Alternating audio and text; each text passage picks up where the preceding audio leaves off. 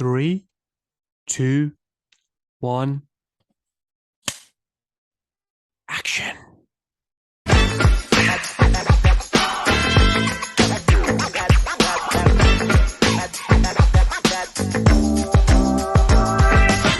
let me tell you something, brother. Hey, Jett, how you doing, buddy? Hey, how's it going, brother? Yeah, all good, my friend.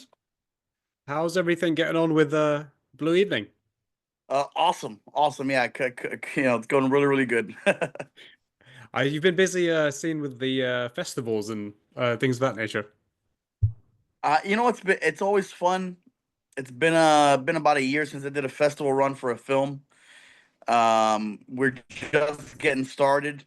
So Pasadena Film Festival was our first festival in the lineup.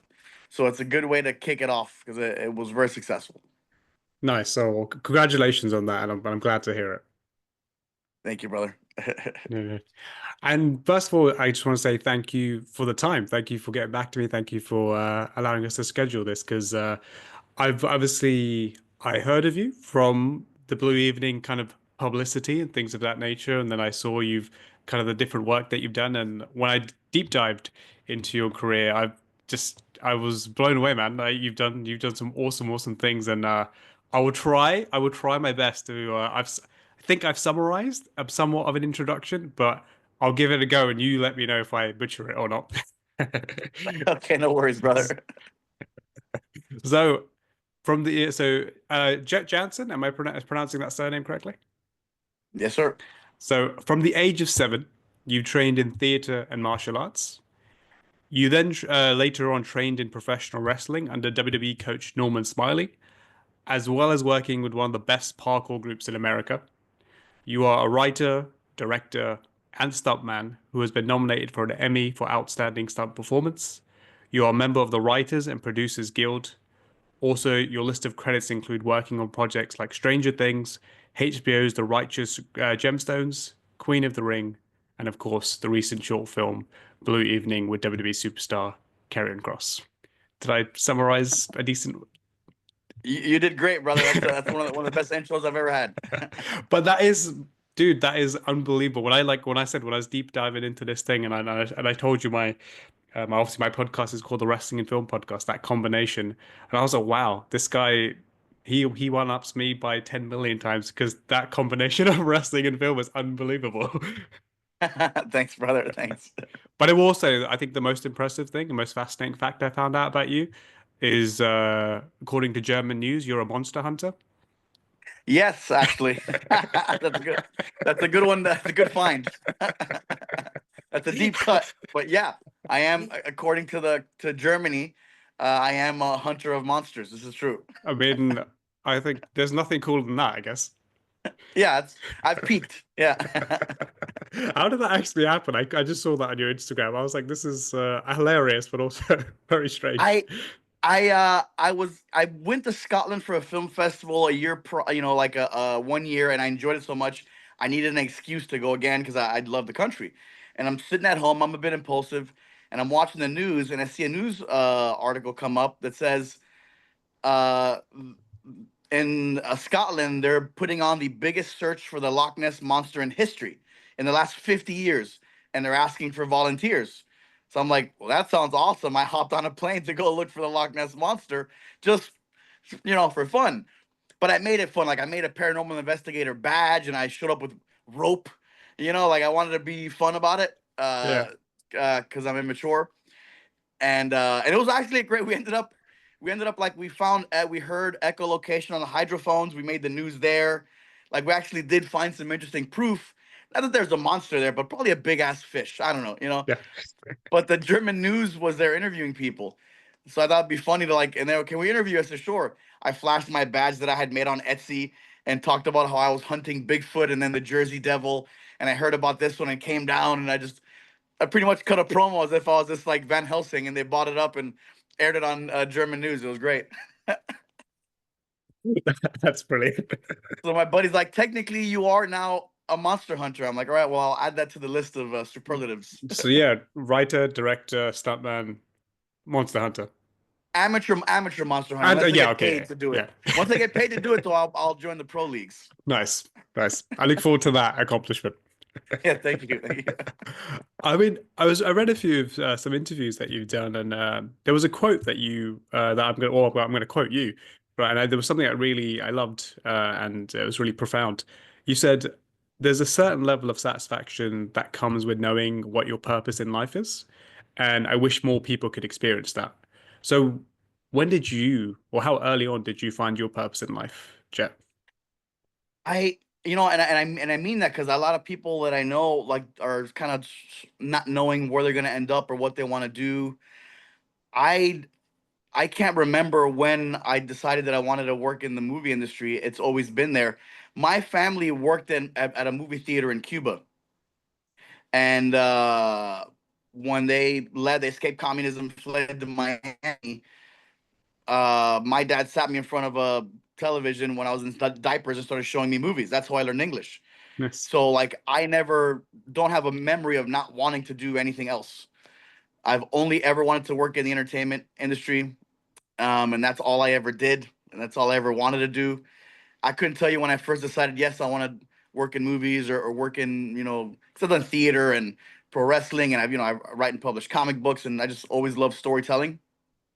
But I couldn't even tell you when that started. That's how I learned the language. That's how my brain was shaped.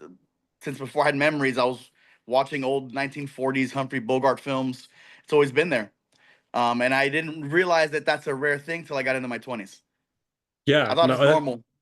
that's, I mean, I kind of relate to that a little bit actually. Like when people talk about like what's your first memory of wrestling and stuff. Like I don't have a singular memory. I have like a highlight reel that plays in my head of like lots of little things, but I can't like pinpoint this day when I watched this. It's a kind of amalgamation.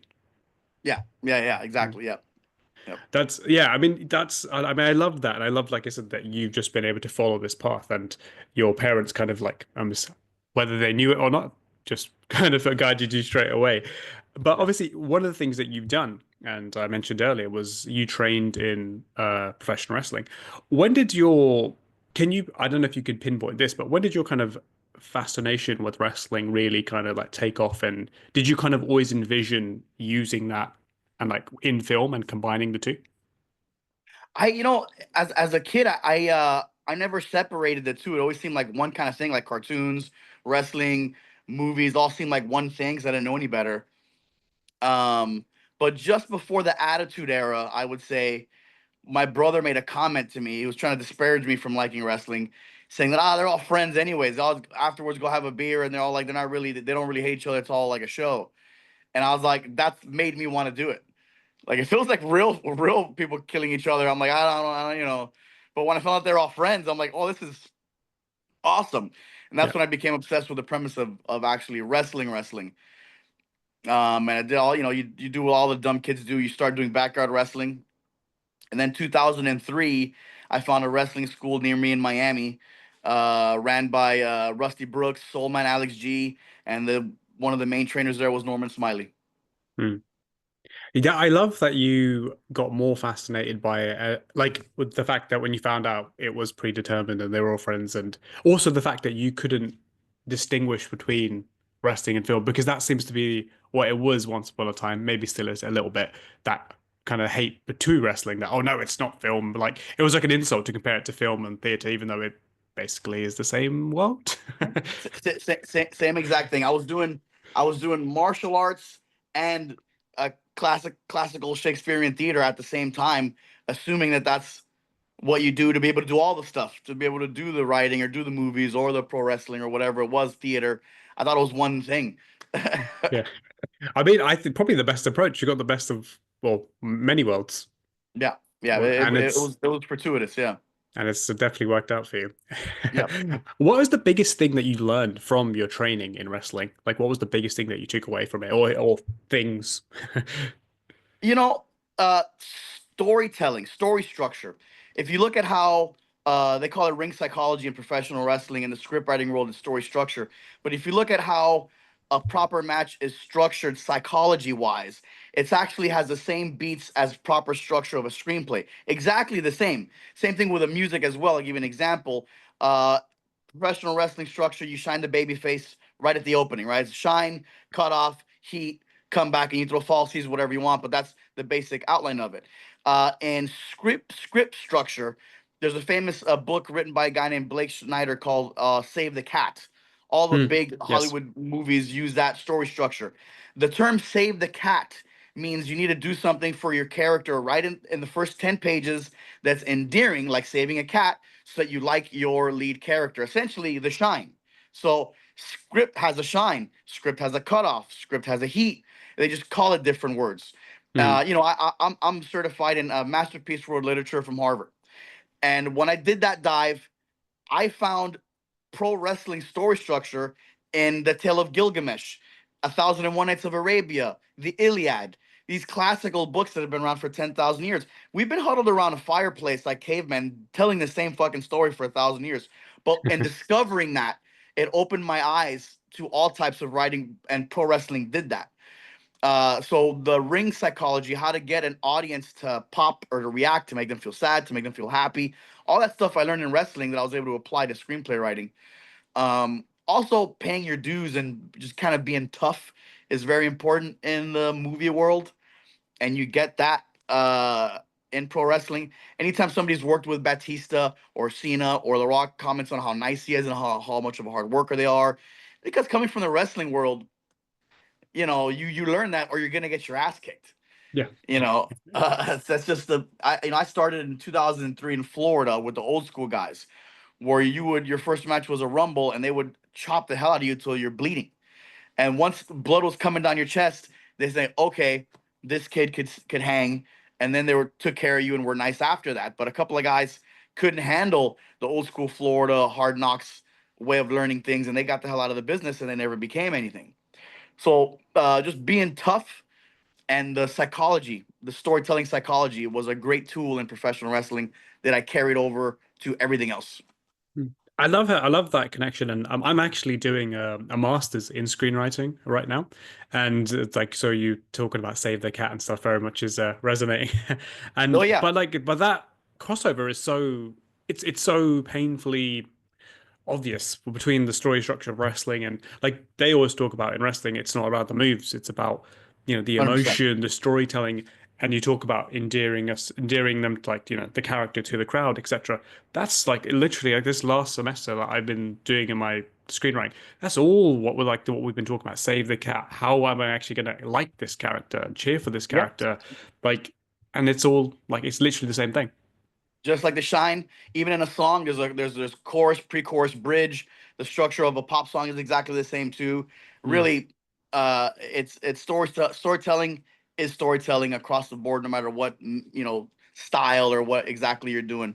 Um, yeah, it's actually amazing when and not just Save the Cat, but Joseph Campbell's Hero of a Thousand Faces is a great story structure that follows the rules of the traditional three-act structure. Mm. It's always funny when I talk to different screenplay writers. Everyone's like, "Oh, I do this method, I do that method," and it's the same method. You're just calling it, you're labeling it a different thing, but Yeah. you're doing the same thing. Yeah, yeah. I mean, like obviously, I mentioned earlier stunt work. Yeah, I even mentioned you did like obviously you were part of a parkour group and you learned from them wrestling. Have you always like had a knack for like physical forms of storytelling? Uh, the physical forms of storytelling, yes, but I've never been very like agile or athletic. I just like the performance aspect of it, Hmm. and I just grit my teeth and plow through. But like my parkour friends are very agile. So me having to pick up the little things that I've learned in that world has been very difficult. I have to work twice as hard, to get in some kind of shape. I have to work twice as hard to pull off a Hurricane Rana or to do a Kong vault or a reverse vault, which I'm terrible at the vaults these days. But I had to work extra hard. But I love the shapes of it, the composition of fight choreography. I greatly enjoyed. So I like the storytelling aspect of it, but I got flat feet. I don't have a good vertical leap, and I'm just hanging out with the best athletes in the world, muscling my way through. I had a little taste of training and wrestling last summer, and some things I was like, oh wow, I could jump higher than I thought, and then other things I'm like, oh, I'm absolutely not that athletic, I cannot do this. Yeah, It's very eye-opening. You can't hide from anything. yeah, exactly. And the parkour thing really struck me because obviously you have your wrestling connections are very interesting in terms of like obviously how you've molded them through your work in film and like obviously training in wrestling.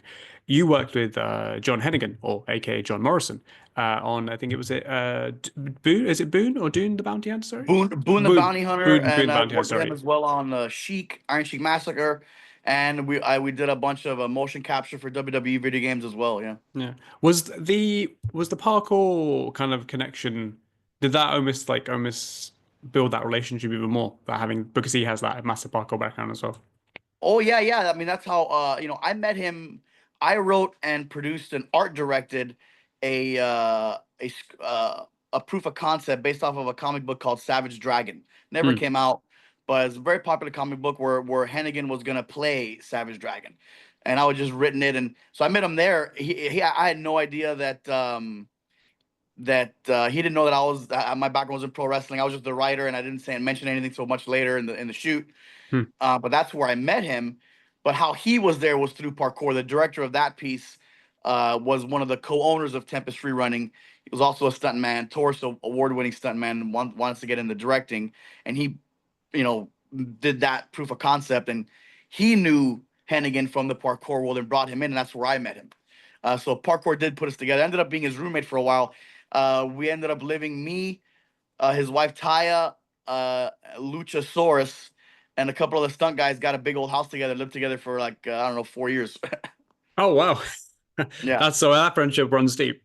yeah, oh yeah, yeah. We would wrestle all the bar wrestling shows when they were around in Los Angeles, and they were still doing Lucha Underground at the time. I was literally going to ask Uh, that. Yeah. yeah, yeah. We had a ring in the back. I got hurt a bunch, but I was eventually gonna get a Lucha Underground deal and then an AEW deal as a performer. And then I had a couple of major injuries and had to slowly back up. But at the same time, I was doing show business. So when I got hurt, I just focused more on the production side of things. And my career pulled me that way, where I was able to start producing wrestling. And we were a channel partner for Pluto TV and had an indie wrestling channel on there. No one's ever done that before. We did live streaming on professional wrestling 2 years before Netflix did. Um, so I was able to produce a lot of pro wrestling, which was real cool. But for a while there, I was living with all those guys and wrestling them and having a crazy crazy time. That is amazing. And I imagine, considering what you're doing now, Lucha Underground would have been like a dream kind of project for you because that was so obviously Yeah, cinematic and it was so unique. yeah. I had done a Slim Jim commercial for them while they were still running, and the idea was to hopefully bring me in the following season. And then that never got greenlit for another season. Mm, but I mean, it's worked out fairly well. And obviously today we are talking. I mean, like I said at the beginning, we were one of the big things and how I got introduced to you was Blue Evening that you're now doing that you did obviously with Karrion Kross. Um, I watched a few interviews with Karrion and he said I think this was when he left WWE or got released by WWE, he was looking at doing like film projects or these kind of things, and he was getting offers, and he was like, interested to see what could be done. And then he said a friend gave me a script, which I'm assuming you were said friend, Yeah. that gave him the script, and he was like, have to do this. Where did that relationship, kind of, or that friendship, kind of start? Where did that come from with you and Carrion? We met through the Los Angeles indie scene. He was living in Vegas at the time, but would come into the indies to work matches. In Los Angeles, the indie scene was blowing up huge. This was right before AEW, the Young Bucks, PWG, all that was happening in LA. Like almost the entire AEW roster were top LA indie acts at the time, for the most part, outside of like the Japan people. But even then, Kenny would come down and be part of PWG and do a bunch of stuff here in LA too, or there in LA. I'm currently in Orlando, but I lived there for about 12 years. Through I think a bar wrestling show, I met Cross. He was friends with John, and me and Cross hit it off pretty quickly because we have the same taste in movies. He's a big cinephile, so am I. He wanted to work in movies. I was currently working in movies, and then we worked together on Iron Sheik Massacre, which is where I saw his acting ability for the first time. It was like this guy's got amazing acting skill. I knew he could act from all of his promos and the vignettes that he would do in the wrestling world, but until somebody hands you a script and puts a camera in your face and tells you to deliver a line, it's different when you're doing cinema versus pro wrestling acting. It's Mhm. two different. It's a hard bridge to cross. Yeah. And crossed it because he did so amazing in that short film. I immediately told several of my producers I'm going to work with this guy one day. He's a strong, legitimate actor, like an actor's actor. And once we got in there and started working on Blue Evening, we were all very pleasantly surprised because it was a very easy and naturalistic actor. Even in the edit, I mean, we spent a long time editing Blue Evening, and a lot of times you're shaping an acting performance. If something doesn't work, if an actor was doing something that isn't part of the flavor of the entire piece, you have to adjust and find the right tone so it matches with everything else. Like you could deliver a badass performance and it doesn't match the entire piece. So now I gotta edit that out or edit around it. Not that it's bad, but because it just doesn't fit the vibe. You know, if we're all playing reggae music and you're an awesome heavy metal guitarist, it doesn't mix. You know, but with Cross, I didn't have to touch anything. The takes I didn't have to like find a certain line delivery, mess around with sound, ADR something. As you see it as he did it in the piece. He's an incredible actor. That's incredible to hear, and it's really nice there because it's I think people almost forget that transition or what like that those two are do two different performance styles. I think obviously wrestling is larger and bigger, and film is generally more contained. And I think what you're referring to is obviously being tonally appropriate, I guess. Yeah, yeah, yeah. And you can see He in was he some was incredible. I mean, that's really good. Did you ever, like, even before, maybe like pre-production, have conversations with him, like, I miss even advising him or maybe reminding him, like, oh, just remember, you might have to perform it in this way or do this or. Yeah. We talked about style too because actually genre. Like if you're doing a movie about hunting vampires, you can be a little bigger. Hmm. You know, Roddy Piper and They Live. I came here to kick ass and chew bubblegum, and I'm all out of bubblegum. Like you get a little ham and eggy if the Hmm. genre's right. But because this is a drama, I let him know, hey, we're gonna be inches away from your face with a really expensive lens. The less you do, the better. And he pretty much knew. You know, he's a sharp guy and a very talented guy, and also a incredibly nice and giving human being as well. He does Yeah. things for charity that he doesn't talk about. He's not public about. He's a great dude. Yeah, no, he really comes across that way, and that's also it's just also really nice to hear as a fan as well. I mean, he mentioned in some of the interviews, one of the reasons this film really grabbed him was personal connection he had to the story because it's about a homeless addict in Los Angeles, and Karrion, I believe, if I remember correctly, said he had a friend who passed away due to addiction, and he kind of was open about that. We obviously I've spoke about doing an MA in screenwriting, and we looked at how where our inspirations come from stories. Where did this inspiration come for this story for you? Like, because obviously you wrote the film as well as obviously directed and acted in it as well. So where did I know that was a personal connection for Carrie. Like, where did this connection or this inspiration come for you? Sure. I mean, everything I write, I try to make as personal as possible. I mean, Tarantino once said you should be a little embarrassed for people that know you to see something you made or read something you wrote because they're gonna know where it came from.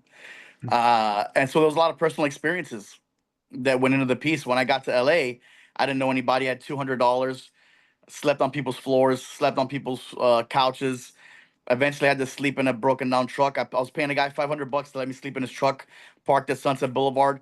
It was walking distance from the WGA. I could walk to the screenwriters building, and Hmm. I could get my free coffee and bagel there, which was food, and then have electricity to write.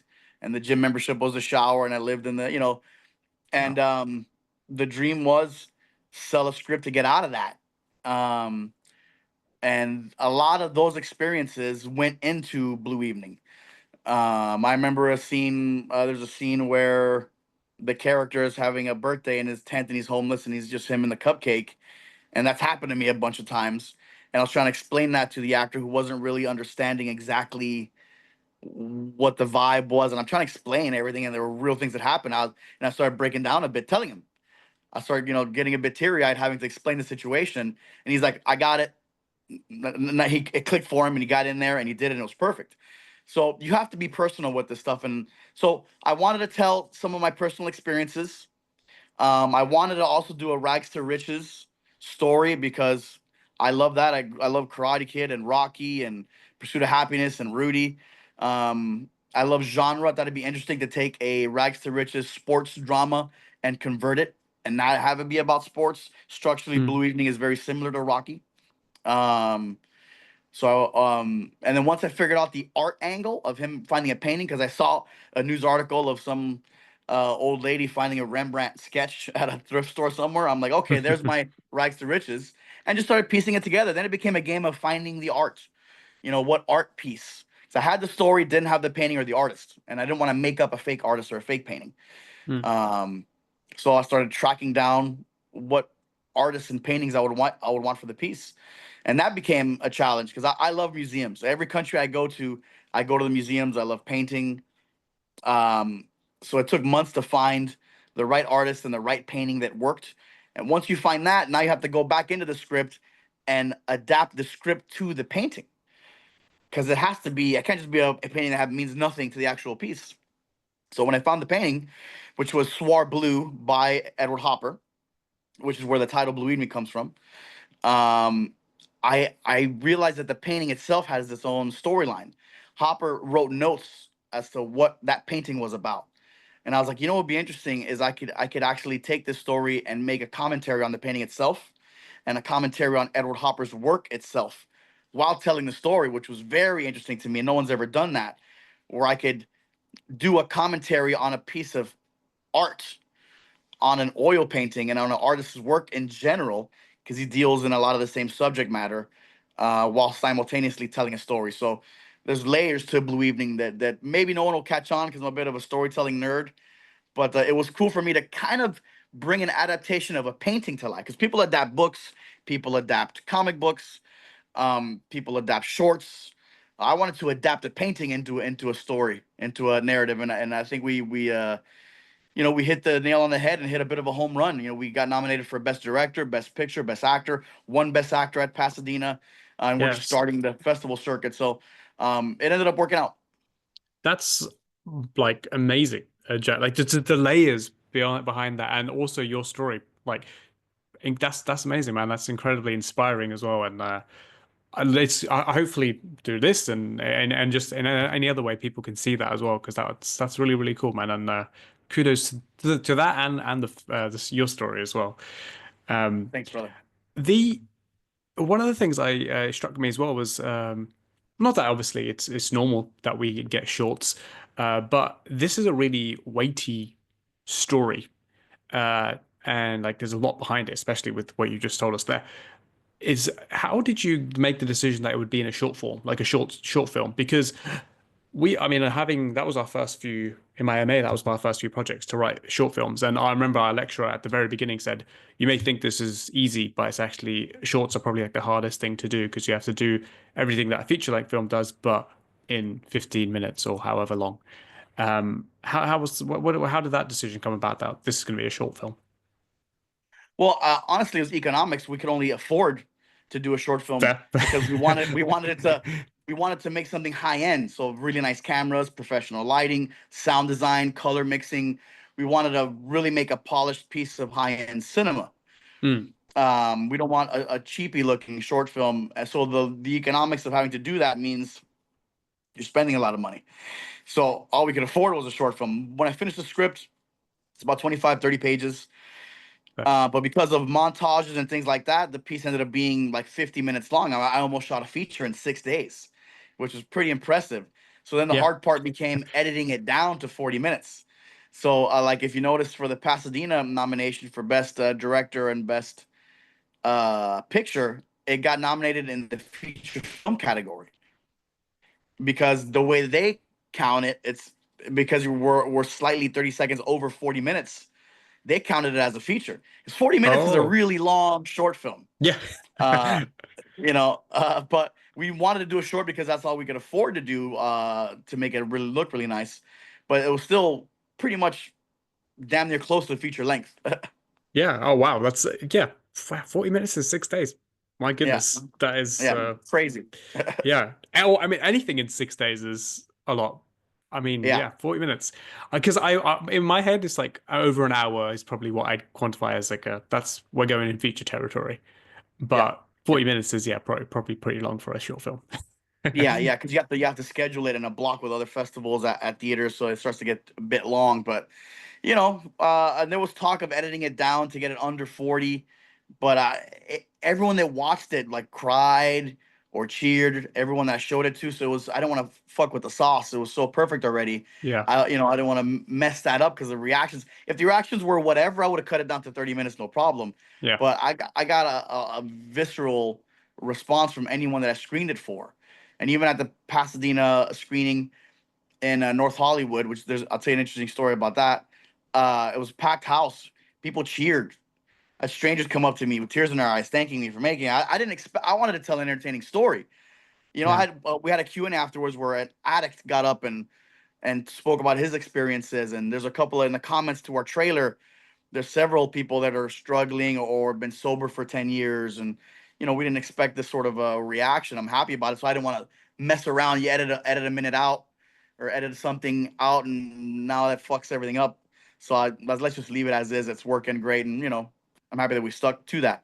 The screening it at that theater was pretty cool. I lived in North Hollywood, right next to that theater, 15 years ago when I was a nobody, and would walk past it all the time and tell my friends one day my movie's gonna screen here at the Liam L in NoHo, and just through happenstance, because of the fires, Pasadena ended up screening at that theater. So it's kind of surreal being at my old neighborhood theater and having that full circle moment was really cool. Wow, that's oh man, that's awesome. You know, That, really nice. I mean, another thing that caught me, I would say caught me off guard, but Karrion Kross mentioned this in an interview that he did. It's more specifically in relation to him, but but it connects to you as well. He said people wouldn't really associate me doing a drama film. They wouldn't associate a drama film with him. They would expect obviously an action film. You could kind of say the same for you as well.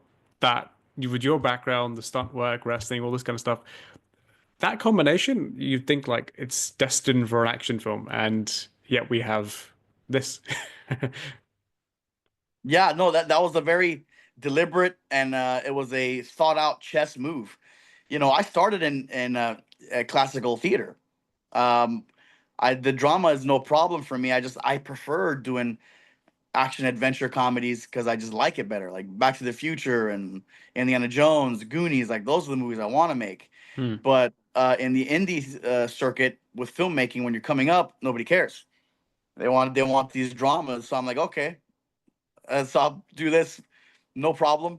And made a dramatic film. Also with Cross, we talked about it. We said, hey, a couple things that would be smart for you. Everyone that knows you can do the action. So if you did a drama, it'd be smart. Also, Hmm. if you weren't the star of something, because people are gonna think it's a vanity piece. Look at me, I'm an act where I'm the star. He's not the star of this, he's a supporting character. Because Yes. what's important is the story. So it was just a smart move to do something where he's not the lead in. It's an ensemble piece and something that's a drama because people wouldn't expect that. And that ended up working as well. As a working producer as well, you have to be able to make those decisions. That's the job of a producer is to be able to make the right little chess moves that then will pan out. You hand the ball to a great filmmaker that will execute those chess moves. Hmm. That was, I mean, you just mentioned that there, producer, because some people know, some people don't. Karion's actually the producer as well. Yep, he's What executive producer on this. Mhm. what was he like? What's Karrion Kross or Kevin, who is his real name, the producer like, and what's Karrion Kross, the performer like? How is that comparison? It's hard to juggle both. But Kevin's in a place right now where he was just like a sponge wanting to learn everything. So any task we needed to him to do as a producer, he jumped on it immediately and got it done. I'm used to guys taking a few days. Like, hey, I need you to call up the prop house. Here's a list of the props that we need. Call them up, make sure that they have everything. Look at the receipt. A producer is running the show and hiring people and looking at schedules, shooting schedules. There's SAG rules where you can't film past a certain amount of time. Hmm. Guys have to have a certain turnaround time to be able to come in the next day, and they need X amount of sleep, so you can't overwork people. And it's a SAG. Blue Evening's a SAG short film, so it's a union short film. So there's a lot of rules and regulations that he had to learn fairly quickly, and he was on top of everything. And he had good taste, And that's the number one rule of a producer. You don't want to have a producer that has bad taste because he's going to make bad decisions. Hmm. And Cross had really, really good taste, but when it was time to be a performer, he unplugged and didn't worry about the contracts and shooting times and scheduling and locations. And he was just there worrying about the scene and about his performance. And a lot of times when guys jump around, even for me, it's hard to disconnect that. Like, I'm trying to perform, but I know that I got 1 hour left before I got to pay another $2,000 for this location, and we're about to lose our sound guy. Like, I'm worrying about that while I'm like trying to act, you know. So that's hard for me. Cross is able to like leave that at the door and just be present and be a performer, which is great. Yeah, I would imagine that being a wrestler or like even in WWE where it's like live television, all that kind of stuff probably helps him there as well. Because that spontaneity, I suddenly have to jump in, live crowd, da da da da da. Oh, that probably helps with that, I imagine. 100%, you're juggling a lot of plates, which is again why guys like Batista, John Cena, Dwayne Johnson do so well, because you essentially have a charismatic movie star already packaged with a producer's mentality. Hmm. Yeah, no, very true. And again, incredible to hear. You also have like Carrion is also very details oriented. Like you can see that just from his wrestling work. People have been noticing on social media recently, like his backstage segments, he always has the hairstyle of the someone that he's talking to, like AJ Styles, so he has a similar hairstyle to AJ Styles. All these little things, nuances that he does. So when I was like thinking about it in that respect, if you look at it as the person, a drama actually feels very appropriate. It does. It does. You're 100% right. It exactly works for a guy like that. And it's funny that fans discovering those Easter eggs. These are things that we talk about. Me and him, we'll discuss for years. You know, Corey, one of our producers, calls me the best kept secret in professional wrestling because I'll write and develop stuff for Luchasaurus over at AEW. I trained Luchasaurus in martial arts. Well, Luchasaurus worked at NXT for a little bit. Left there, went to Lucha Underground, and he lived with us. So I like had to retrain him. And he'll admit this. Same thing with I'll come up with a couple ideas for Cross. I've come up with a couple ideas for guys in ROH, guys in AEW, guys in WWE. When John Hennigan did this spoof of Once Upon a Time in Hollywood, myself and a stuntman Alvin Sang choreographed that for him in the Miz to do. So like I've had my fingers in pretty much the top three, pro wrestling companies for about 8 years now, and nobody knows because it's not stuff that you get a credit for. sure. Um, but like working with Cross on little cute ideas that like years later people are starting to go back and find is pretty awesome. Um, Not that I've given any of those ideas to Cross, I honestly haven't, but I hear him talk about it, and I'm like, yes, this is fucking amazing. Do it, please do it. Yeah, I mean, damn, you really are the best kept secret in professional wrestling because I didn't know any of those actually. It's a good time, it's a good place to be, but the best kept secret in wrestling, that and the $1.50 will buy you a cup of coffee. Like no one really cares. but uh, But but it's fun seeing a couple of ideas sneak to a WWE or to an AEW or like an ROH or something like that. You know, yeah, I remember me and Luchasaurus would do a bunch of the Young Bucks had that BTE. It still do, I think, have the BTE series on yeah, I think so. YouTube. Yeah, yeah, Yeah, and we did a bunch of those, gave them a bunch of stupid ideas, and it all kind of made it in there. It's fun. It's yeah, fun to play in that, and it's good practice. yeah, You feel like it's when you get into the movie world, all that stuff keeps you sharp. yeah, for sure. And what I was curious to also know because it's a short film. You mentioned like financial things there with Blue Evening and decisions of why you made it into a short. What was the biggest challenge making this film in like, in the industry landscape today? Because another thing that kind of crossed my mind is a wrestler-led film has historically not been something that Hollywood or, the film industry would gravitate towards. So what was the biggest challenges that, while putting this film together? Honestly, making that genre movie kind of made it okay, even if there was a wrestler in it, Hmm. because once they realized there was a drama that and the subject matter that helped doors open. Um, the challenges were all logistical stuff. Actually, making it, Like for instance, editing the picture. My editor, CC Wesky, she's amazing. She was at the time juggling a couple of kids, pregnant with the third one, and her and her husband are like doing a lot of construction in their house. So like I didn't have like it took forever because of her scheduling, but I'm loyal to her and she's super talented. So like I'd be lucky to get in a couple of sessions with her a week. And normally I'm doing 10 hours a day with an editor. Mm. So like scheduling or on the day shooting stuff was challenging, but it was very satisfying because there were challenges that I was excited to overcome.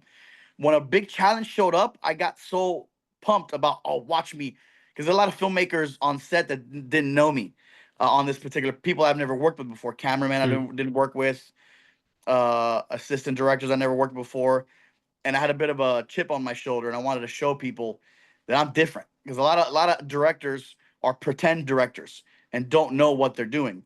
And oh, who's the stunt guy think he is? He thinks he's gonna be a director. I was like, nah, bro, I've been doing this since I was 7 years old. You have no idea what you're dealing with. So when we would come across a crazy challenge, it was almost like watch how I fix this in front of everybody, and I would, and it'd be like amazing. Like we'd get there. There was a scene at a library and I'd talk to the library, come up with a price, schedule to go shoot. We get there, there's 20 people outside, camera guy, people, our leads getting makeup done, everyone's showing up, right? Doors locked, they're not answering their phone. The Iliad bookstore in North Hollywood completely forgot and stiffed me, and they wouldn't answer the phone, they wouldn't come to the door. I Oh got a wow. whole film crew here, we're burning money. The AD saying we're gonna have to reschedule to another day, add a day, we're not shooting today, like all eyes on me. So I'm like, you have no idea the type of person you're dealing with. I immediately got on the phone call, found him in the library, made a deal. Inside of 10 minutes, we were all driving to the other location, got there, set up, redid our shot list immediately, and filmed at another library right then and there. And there were tons of Wow. moments like that. We go do shoot a scene inside of a dumpster, and we picked all our shots, figured out how we were gonna light it. Got to the next day with the entire crew. There's a lock on the dumpster, and all the businesses are closed. Well, I put in a few phone calls. A bakery was opening up. They had the key to the dumpster. I told them what the storyline of the movie was. But there's a lock on the dumpster. No problem. They came out, took the lock off, and gave us a bunch of baked goods, muffins and biscuits on the day. You know, there's a scene we were shooting. That was a dramatic scene, but these skateboarders were right next door, being really loud, doing ollies and grinding all over everything. I can't. I'm shooting without a permit. I can't tell a skateboarder to shut the fuck up. So I walked over there with the monitor, said, "Hey guys, we're shooting a movie. Watch this scene. You might think it's cool." And I showed them the monitor. So them having to watch, now they can't skate and do ollies during the take. So they're acting, they're watching the screen. I'm just getting them to shut up, and we got our take. So there were so many opportunities like that where I just felt right. It felt like a fish getting thrown back in the ocean that was flopping around outside for too long. And then on a set, I just feel like a bird flying in the air. I was excited for all these challenges. I had an actor who is a friend of mine get difficult with me and didn't understand, and we were bumping heads on how to deliver a line in a piece of a piece of delivery for a performance. And I loved it. I love the combative nature of it because I get to prove to myself and prove to everyone that I belong here. I'm not one of these fake it till you make it people that have hashtag director on their bio and they've never had a cup of coffee in the business before. So there were a lot of those little challenges, but I was so excited to get those. I'm like, yes, now watch this. I love this, man. And that attitude, though, is infectious, man. I'm like, so you leading the charge like that, I Yeah, can just imagine people want to follow that. And yeah, also, you just highlighted the beauties of independent filmmaking there. Those kind yeah, of yeah. challenges. You don't get mad. I had three cameras go down on me. Three red drag, not red dragons, a couple of epics or something. I forgot the actual, but red cameras, cinema cameras, go down on me. I've seen directors flip out and scream at people for less. You make a bunch of jokes, you figure out what you prep for something else, you make a couple phone calls, have a camera, you stay relaxed, you keep the crew happy, you get the job done. A director's job is to not get upset; it's to get the job done. Yeah, sure. No, I mean that's incredible, and I'm glad you were able to get it done. And by the sound of it, it's been very, very rewarding, and it's only started. So I think it's gonna sounds like it's just gonna get better for you. But another film that you've recently worked on and that was very big. And I had the pleasure of actually interviewing the director of Queen of the Ring, which was about obviously the wrestling pioneer Mildred Burke. Um, and I had the privilege of interviewing Ash, who was obviously the director of the film, and you were the stunt choreographer for the film. So obviously you're involved in putting the wrestling matches together, and that was your first, I think you said, feature length film that you kind of like helped choreograph the stunts and stuff. Was that like a dream project for you? Because like I said, we've talked about your history and everything that you've done. That just feels like it couldn't have been a more perfect first feature film for you. It was a dream project. I've always wanted to be the choreographer for a feature film. I've choreographed a bunch of shit, but that was the first time I was the choreographer for a feature film, and it being a wrestling film. My God. So you were saying Uh, so you had to train a lot of the actresses to wrestle. yeah, I mean, it was a dream come true. Look, we're in OVW with Al Snow and Doug Basham, and obviously OVW is a legendary school. Hmm. Um, and we got to train everybody, and then I got to choreograph everything. And it was a lower budget movie, so like I was taking a bit of a pay cut to do it, but like it was a dream project. It was 19 sequences, and not a Hmm. lot of time to do that. But it was a huge dream come true. I mean, Ash's father directed Karate Kid and Rocky. His dad was the director of some of the greatest movies ever made, and one of some of the movies that made me want to make movies. And I Hmm. told him this. So like, I love Karate Kid, and obviously the choreographer of Karate Kid played the referee in the end fight, and I played the referee in the end fight Yes. and choreographed the movie. You know, and I'm sitting there with Martin Kove, who plays Sensei Kreese, who's in Queen of the Ring, you know, talking about Pat Morita, and he's giving me these great Karate Kid stories, and here I am choreographing, a movie. So it was very surreal, very difficult, but very satisfying. Our lead Emily, she's an incredible badass. She got her body into fantastic shape. It Yeah. was a very like a wake up call to some of the female wrestlers in that area too, because she's like dedicated and was eating walking around set with a bag of deli turkey meat, and getting her physique in shape and training, and she's not trying to be a pro wrestler, and she was working harder than some of the women. They were just kind of like eating potato chips and not showing up to practice or whatever. Like, it's like, you girls gotta, if this actress is showing up, you gotta show up. um but it was amazing working on that movie, and it came out really good. Yeah, no, definitely. I loved it. Huge fan of it, and they did a wonderful job with telling that story. A story actually I wasn't super familiar with as well. I was a bit ashamed I wasn't super familiar with it actually, and then when I saw it, I was like, how did I not know this? Yeah, Um, man. There was a lot of cool moments with that movie. Like, obviously, Brick House playing June Byers was amazing. I like her. yeah, We've had a long history, me and her as well.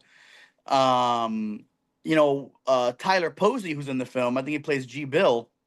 One of the first jobs I ever did, like in 2010 in show business, was I was just a random low level stuntman on Teen Wolf, which Tyler Posey is the star of Teen Wolf, hmm, and that was shot in Georgia. And I made enough money to get a train ticket. I took a train to Los Angeles when I moved to LA. But I hadn't. I worked with him there for a few months on Teen Wolf, and then 15 years go by, I never see him again, because when the hell am I gonna run into? And I will show up to set, and boom, there's Tyler Posey on set. I'm like, what, bro? I haven't seen him in 50. We took a picture together.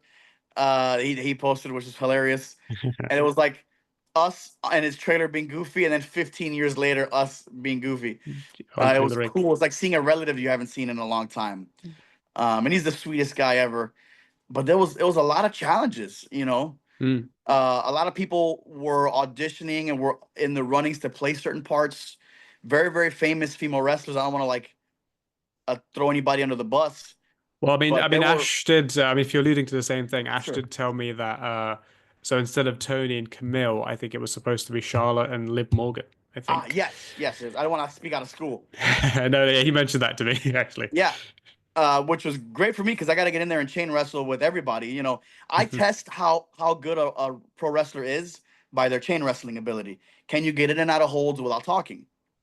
So I try to chain wrestle. I chain wrestled the biggest names in wrestling, and I try to judge their skill level as to who's the best chain wrestler. Hmm. And everyone, I've traveled around the world doing that to people, even people that come through our house to go train when we had a ring in the backyard. A bunch of names, MJF, a bunch of guys would come through before there were anything and chain wrestle. And I must say that Tony Storm is the greatest chain wrestler I've ever been in the ring with in my entire life. Wow. She's absolutely, and I've everyone from Andrade to legit UK guys like Norman and stuff. Mm. Tony Storm was absolutely incredible. But yes, Charlotte came in and she learned the whole end scene, and I got to roll around with her, and she was obviously high level. Her husband at the time, La Sombra, was there, and we got to wrestle with him too. But for whatever reason, she couldn't do it, and Brickhouse came in. But it was very cool getting to like work with these different performers in the ring and see what they're about. Mm. No, that's I mean, that's another really cool story there as well. That, and one that I'm sure many people are very jealous of, that you chain wrestled the best in the game. Yeah, man, it's really cool. It's fun. I get happy when somebody's really, really good. I'm like, okay, cool. What was the things that you really learned from Doug Basham and Al Snow when you were trying to put all this together? Doug, just small actual techniques. Doug is very, very light with his lockups and his tie-ups when he gets into his headlocks. Al Snow, not so much. He would pop in and out and just worry about come in for a couple of like detail work things. I mostly worked with Doug Basham. Al Snow would pop in, give his 2 cents. You know what I mean? Hit Emily with something stiff, and then kind of walk away. Um, but they had a different styles of getting in and out of like their headlock takeovers and stuff, because I had more of an American techniques on how to do headlock takeovers, whereas I'm more of a UK because I learned through Norman how to get in and out of those holds. But Al Snow had a wealth of knowledge in that 1940s style, 40s and 50s style. It's a bunch of snap mirrors. Their Irish whips were different. Their tie-ups were different. Their headlocks were different. Some of the stuff I couldn't use because it looked too sloppy for camera. Like their tie-ups, they keep their head down on tie-ups, and we had to keep their face up for camera. So some of the techniques we couldn't really use. But he knew a lot of the old moves that we were able to plug in there, which was cool.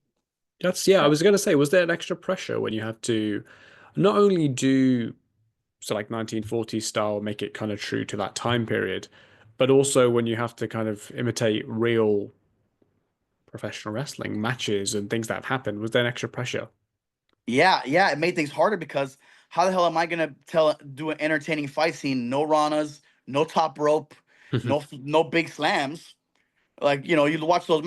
But you go back and watch those matches, and they're really fucking good with no fancy moves. It's just story. It goes to show you that the moves don't matter. I wish there's a lot of people in like in AEW, they just keep wrestling an indie style instead of wrestling a television style, and it's just not gonna work. It's never worked. Yeah. It never will work. Listen, some of the best acrobats and gymnasts who are personal friends of mine are in Cirque du Soleil, right? The greatest acrobats in the world are with Cirque du Soleil. Incredible. You go to watch that show live, and it's shocking how beautiful and how impressive and how entertaining that is, right? How come there's no Cirque du Soleil TV show? It doesn't work because what works live in person doesn't work on television. And you go to a PWG show, it's fucking awesome there when you're sitting there. But TV wrestling is a whole different thing. And a lot of guys are working an indie outlaw mud show style, and when it's television and it's not working. Yeah. But you go back to watch actually. So sorry to cut you off there, Jett. Brett Hart actually said, it just kind of connects to what you were saying. Brett said that a lot of wrestlers today are acting as professional wrestlers. They're not actually being professional wrestlers. And he did kind of allude to AEW maybe a little bit more than other promotions. Yeah, they're playing wrestler. It's a different thing. It's an acting performance. You can't go out there and call everything. You have to leave the improvisational element. You have to worry about character. They'll kick out of a Canadian destroyer, scream, and then sell a DDT right after that. Like, what are you doing? I'm like, it's just that strong style, no sell shit. Also, there's no hierarchy. If you're the main event and you want to like no sell a German or something, cool. But if every match no sells a German suplex, by the time you get to the main event, it means nothing. You shouldn't allow opening matches to do all the stuff because then there's less stuff, it's less impressive later on. You know, Hmm. you look at all the successful wrestlers in the world, name whichever ones, they had like a handful of moves. Even the guys who were like the high fly, like Rey Mysterio, he's got like three moves, six. He's got the Hurricane Rana, El Torito, the 619. He's not really. Once in a while, he'll bust out one crazy move if there's a really good base for him. He Hmm. doesn't need it, you know. It's not about the moves, but just people, they can't let it go because I think they're young, and they think they can't be entertaining with just their face and just their personality, and maybe they can't, you know. Yeah. No, But and it's getting back to Queen of the Ring, I found out that those 1940s matches were very entertaining, and you didn't really need all that shit. But how do you choreograph that? It became very difficult. yeah. No, and I actually didn't think of it. I didn't actually think about that when I was watching it because when I was watching it, I was like, oh, this feels a bit different to, like fighting with my family or the Iron Claw. But the fact that obviously you remember it's 1940s, 30s, it was different. So I was like, that actually clicks with me a little Yeah, bit more, and yeah. there's a You're not bit going of to a see deeper power appreciation. bombs. Yeah, Yeah, yeah, you're not exactly, getting power exactly. bombs. You're not getting a crazy stalling suplex. There'll be a snap one.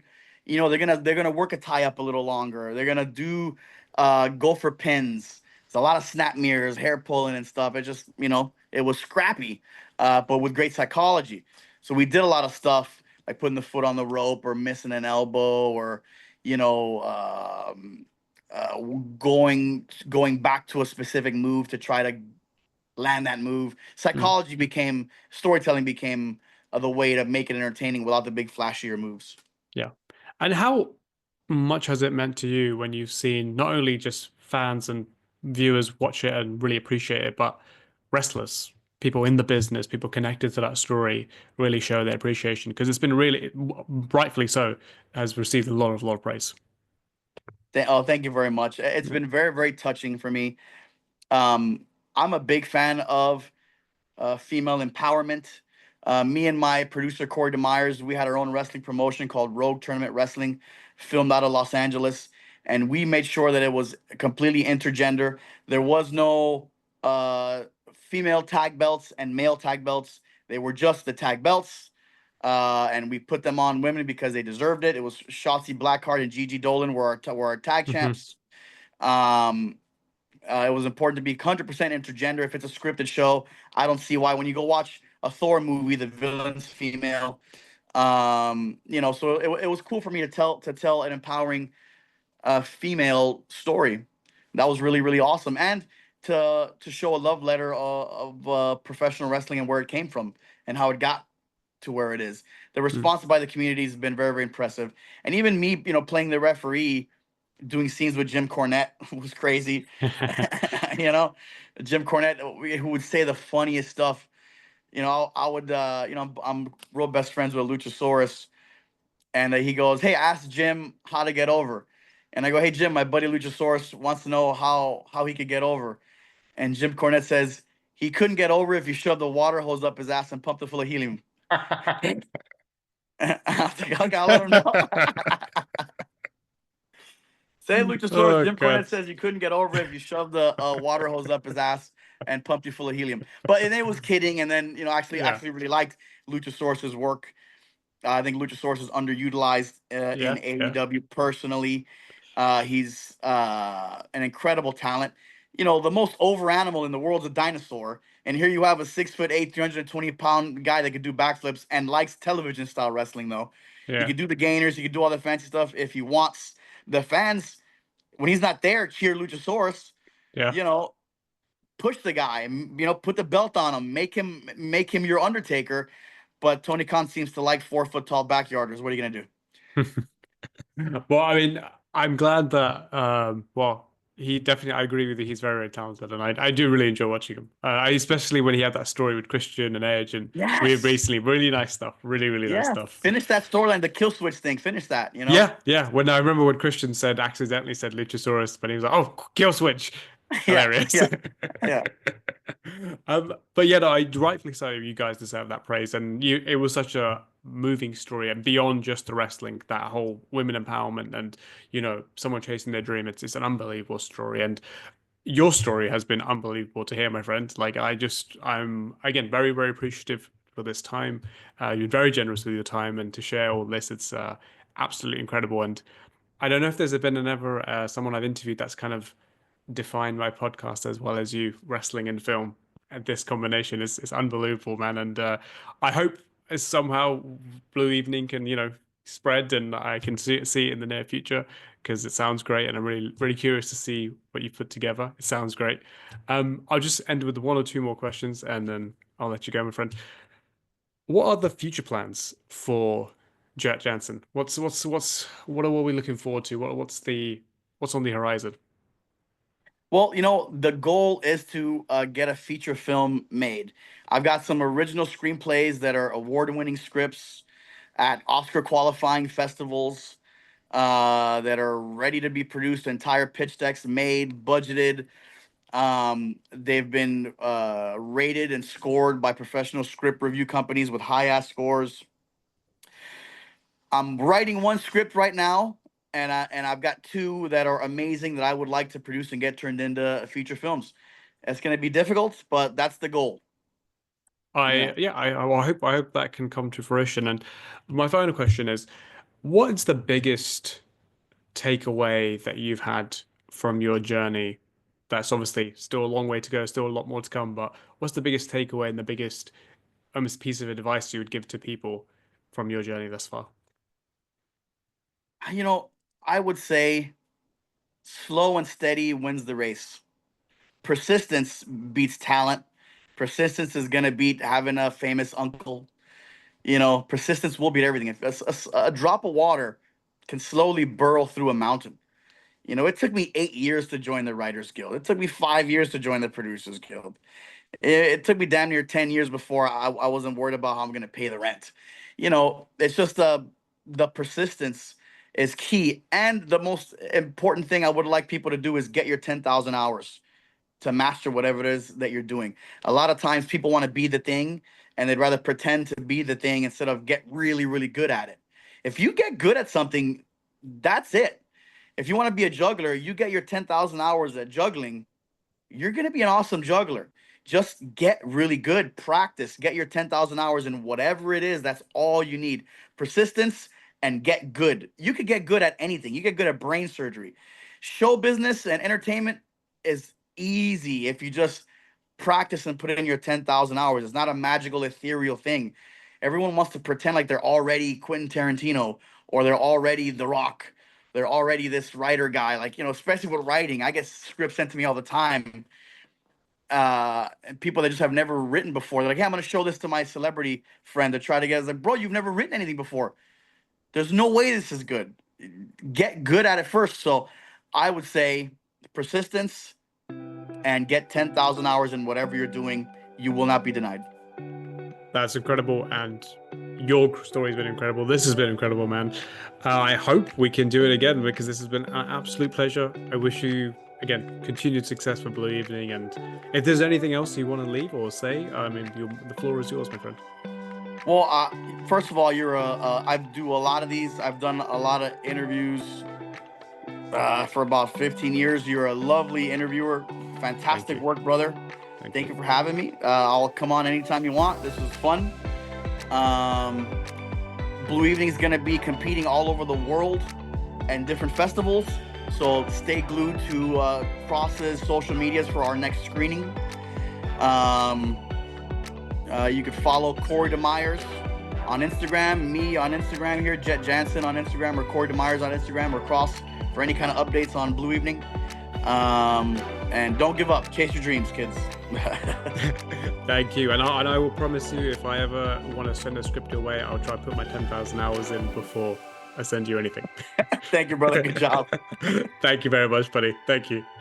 See you. All the best. Thank you.